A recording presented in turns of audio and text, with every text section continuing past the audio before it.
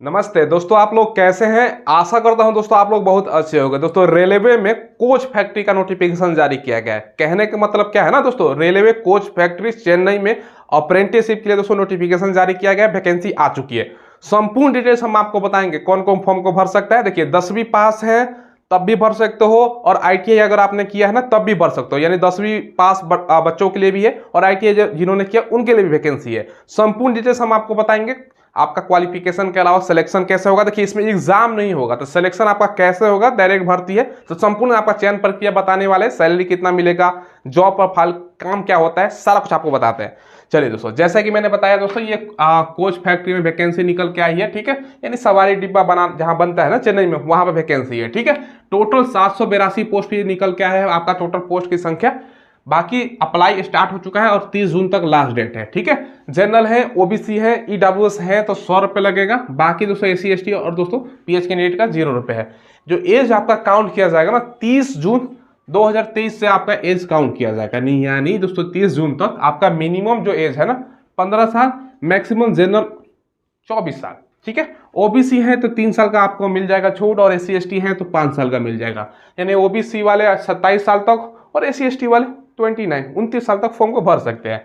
अब देखो दोस्तों, जैसे इसमें मैंने बताया 10वीं पास पर भी वैकेंसी है, तो 10वीं पास पर 252 वैकेंसी है, जिसको फ्रेशर यहाँ पर आप लिखा गया है ना। देखो इसके लिए क्वालिफिकेशन आपका 10वीं मांगा गया है। 10वीं में 50% मार्क्स होना चाहिए। ठीक है, इसमें अलग अलग प्रकार का पोस्ट है तो हम आपको आगे और डिटेल्स बताएंगे। बाकी दोस्तों एक्स आईटीआई लिखा गया है ना, ये आईटीआई जो बच्चे किए हुए हैं ना उनके लिए 530 पोस्ट है। यानी आईटीआई जो बच्चा किया हुआ है उसके लिए ज्यादा पोस्ट है। तो आईटीआई आपका होना चाहिए 50% 10th में मार्क्स, साथ में आपका आईटीआई रिलेटेड ट्रेड में होना चाहिए। आगे आपको सारा डिटेल्स बताएंगे। देखो कारपेंटर में इसमें दोस्तों आपका फ्रेशर यानी 10वीं पास पर 40 पोस्ट है, और आईटीआई वाले बच्चों का 50 पोस्ट है। टोटल आपका 90 पोस्ट है। क्लियर है। इलेक्ट्रीशियन में सबसे ज्यादा पोस्ट अक्सर देखा जाता है, तो इलेक्ट्रीशियन में आपका जो 10th पर जो फ्रेशर लिखा है ना, इसका मतलब आप 10वीं पास है केवल, तो उसका 20 पोस्ट हो गया, और आईटीआई वाले का 102 यानी 122 पोस्ट हो गया। क्लियर है। फीटर में 54 और 113 मिलाकर 167 पोस्ट है, और मैकेनिस्ट में आपका 30-41 मिला के 71 पोस्ट है। तो यहाँ से देख लीजिएगा ये 10वीं है और आईटीआई वाले पे है। उसके अलावा पेंटर में आपका 87 हो गया। वेल्डर में 227 पोस्ट है। तो अच्छा खासा वेल्डर जो बच्चे आईटीआई किए हैं तो उनके लिए भी है, और आईटीआई नहीं किए आपके लिए भी है, दोनों के लिए है। इसके अलावा दोस्तों यहाँ पर आपका देखो ये रेडियोलॉजी में 4 पोस्ट हो गया। ठीक है, बाकी दोस्तों यहाँ पर पैथोलॉजी में आपका 4 पोस्ट है। पीए पासा दोस्तों, ठीक है, ये पासा लिखा हुआ है, इसमें 10 पोस्ट है केवल आईटीआई वाले के लिए। ठीक है, ये ध्यान रखिएगा। ये दोस्तों हमने आईटीआई और दोस्तों 10th पर ये दोनों वैकेंसी हमने आपको बता दिया। अब देखो दोस्तों इसमें कुछ टर्म्स एंड कंडीशन है। कुछ पोस्ट ऐसा है ना दोस्तों, जैसे इलेक्ट्रीशियन, फीटर और मैकेनिस्ट का, इसमें दोस्तों 10वीं के बाद आपका जो 10+2 में जो आपका होना चाहिए ना, उसमें मैथ और साइंस होना चाहिए। बात समझ रहे हैं कि नहीं समझ रहे, फिर से रिपीट करता हूँ। 3 पोस्ट ऐसा है दोस्तों, चाहे आप 10वीं पर भरे या दोस्तों आईटीआई पे भरे, 10+10वीं के बाद आप 10+2 करते हैं, इंटर करते हैं दोस्तों, तो उसमें इलेक्ट्रीशियन, फीटर और मैकेनिस्ट ये जो 3 पोस्ट आप देख रहे हो ना, इसमें आपका क्या है 12वीं में यानी 10+2 में दोस्तों मैथ आपका और दोस्तों साइंस होना चाहिए। ठीक है, ये ध्यान रखिएगा। बाकी के लिए आपका नहीं है, बाकी में अप्लाई कर सकते हो। ये बात समझ गए आप लोग। अब देखो इसमें सैलरी भी अलग अलग है। सैलरी सबसे पहले अगर आप केवल 10वीं पास है तो 6000 पर मंथ है। बाकी दोस्तों 12वीं है ना, आप 12वीं में 7000 पर मंथ आपका हो गया। बाकी दोस्तों आईटीआई वाले बच्चों का 7000 पर मंथ है। अब आपके मन में सवाल आएगा सर इतना कम सैलरी? जी हाँ, अप्रेंटिस इतना ही सैलरी होता है।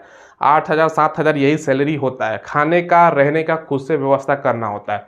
ठीक है, अब देखो इसको अप्रेंटिस आपको अगर जानकारी नहीं है तो बहुत बड़ा चीज होता है दोस्तों। बहुत बड़ा चीज क्या है ना, अप्रेंटिस करने की यहाँ पर आपको फायदे हैं लिखा गया है। अब क्या है ना, रेलवे ग्रुप डी का अगर वैकेंसी आता है ना, उसमें 20% जो आरक्षण होता है ना, केवल अप्रेंटिसशिप करने वाले विद्यार्थियों के लिए होता है। बात एक एग्जाम्पल समझिएगा दोस्तों।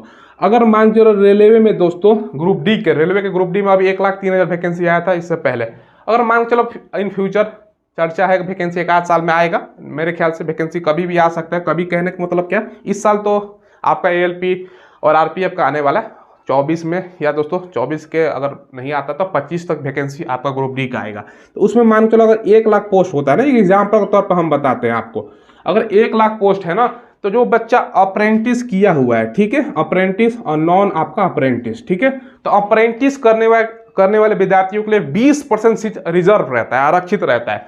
यानी दोस्तों 1 लाख में से जो 20,000 सीट है ना, ये आपका अप्रेंटिस करने वालों के लिए, और बाकी जो नॉन अप्रेंटिस है उसके लिए 80,000। और जो दोस्तों नॉन अप्रेंटिसशिप है, इसमें भरने वालों का तादाद दोस्तों करोड़ों में रहेगा, क्योंकि पिछले बार भी 1,15,00,000 फॉर्म भरा गया था। जो अप्रेंटिस किए हुए इसमें तादाद कितना रहेगा, लाख में तादाद रहेगा। लाख भी हो या ना हो ये भी दोस्तों मुश्किल है, तो ये दोस्तों लाख में ही तादाद रहेगा। तो कंपटीशन आप लोग देख रहे हो, इसका अगर कट ऑफ दोस्तों 60-65 जाता है ना, जो अप्रेंटिस किया हुआ है उसका 40 से लेकर दोस्तों 50 के बीच में ही रिजल्ट हो जाएगा। और इस साल जो अप्रेंटिस किया था, जो रेलवे ग्रुप डी का है, उसमें दोस्तों 45-40 जो बच्चे किए थे ना, नंबर लाए थे, उसका भी हुआ है, क्योंकि वो अप्रेंटिस किए हुए थे। और ग्रुप डी में अप्रेंटिस के लिए 20% सीट रिजर्व होता है। तो सबसे बड़ा बेनिफिट हमने आपको बता दिया। अगर आप ये कर लेते हो तो इन फ्यूचर कभी भी आता है रेलवे ग्रुप डी का वैकेंसी, तो आपके लिए 20% सीट रिजर्व, यानी कटअप आपका कम जाएगा। बात समझा दिया आपका अप्रेंटिस करने का फायदा। अब इसमें एग्जाम नहीं है तो सीधे भर्ती होगी। सीधे भर्ती कैसे होगी, सिलेक्शन प्रोसेस कैसा होगा, देखो इसमें आपका मार्क्स पर सिलेक्शन होगा। 10th का आपका मार्क्स देखा जाएगा, 10th का परसेंटेज जिसका ज़्यादा उसका सिलेक्शन। तो अब आपके मन में सवाल आएगा, सर हम कितना परसेंट है तो हम फॉर्म अप्लाई करें। देखो दोस्तों, इसमें अगर आपका 65+ है परसेंटेज, तो सबको ट्राई करना चाहिए, क्योंकि अप्रेंटिस का अक्सर वैकेंसियाँ निकलते रहती है।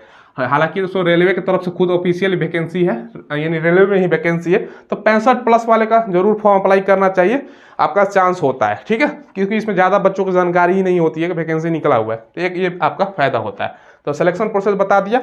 अब देखो दोस्तों, यहाँ पर जॉब प्रोफाइल उसके बाद बताएंगे कितना साल का होता है, क्या क्या कैसे होता है, काम क्या करना पड़ता है। उससे पहले आपको जॉब प्रोफाइल पहले आपको बता देते हैं ट्रेनिंग का आपका क्या होता है।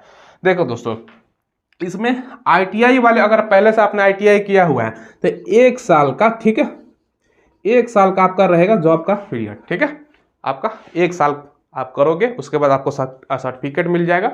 सर्टिफिकेट मिल जाएगा। देखो दोस्तों, हाथों हाथ अगर जॉब लेना है ना प्राइवेट में, तो ये सर्टिफिकेट का वैल्यू होता है बहुत बड़ा। और कहीं प्राइवेट में दिखा दोगे कि हमने अप्रेंटिसशिप कर रखा है, रेलवे से कर रखा है, तो आपको हाथों हाथ जॉब मिल जाएगा, क्योंकि आपको स्किल इंडिया क्या होता है दोस्तों, ये सब निकलता है, तो आपको भैया काम सिखाया जाएगा। और काम सीख गए प्राइवेट, तो हाथों हाथ जॉब मिलेगा, क्योंकि रेलवे का आपके पास डिग्री रहेगी, ठीक है। अगर आप नॉन ITI जो ये फ्रेशर वाला है ना, ये दोस्तों आपका 2 साल का है, ठीक है, ये 2 साल का, ये ध्यान रखिएगा। कुछ कुछ पोस्ट है 1 साल 3 महीने के लिए भी है, तो मोटा मोटी हमने आपको बता दिया। अब काम आपका क्या होगा ना, ड्यूटी समझ लो। अगर आप दोस्तों इलेक्ट्रीशियन के लिए अप्लाई करते हो, तो भैया ये जो रेलवे कोच फैक्ट्री है, जहाँ पर इंजन, जहाँ पर दोस्तों कोच यहाँ बनता है, इंजन नहीं दोस्तों, माफ कीजिएगा, बोगी बनता है, डिब्बा, सवारी डिब्बा, तो वहाँ पे इलेक्ट्रीशियन से संबंधित आपका काम सिखाया जाएगा।